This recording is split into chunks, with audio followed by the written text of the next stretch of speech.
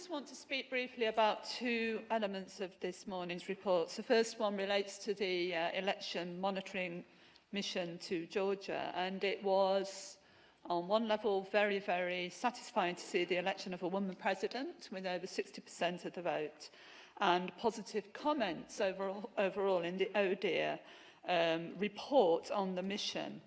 But of course there are outstanding issues, and the second round of the presidential election saw the use of administrative resources to support the aims of one political party in particular, and further pressures on media freedom in the election campaign. And of course, overall, I think that the most important and worrying comments that we read in that report related to the way in which the campaign was characterised by hate, particularly on social media, online, and the polarisation of the politics of that election.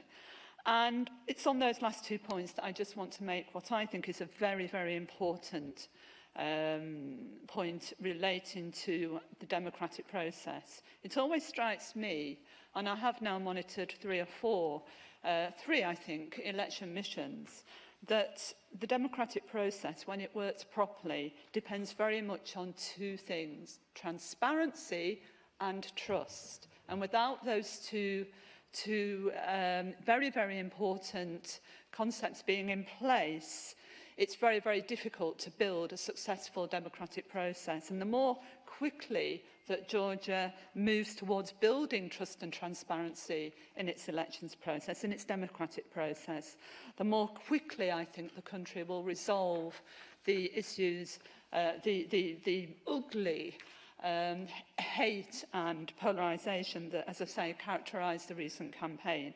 Now, this is not an issue that is related entirely to developing and emerging democracies. In my own country, the UK, the recent referendum relating to membership of the European Union has had significant doubt cast upon it in terms of the transparency relating to funding, particularly of the Leave campaign.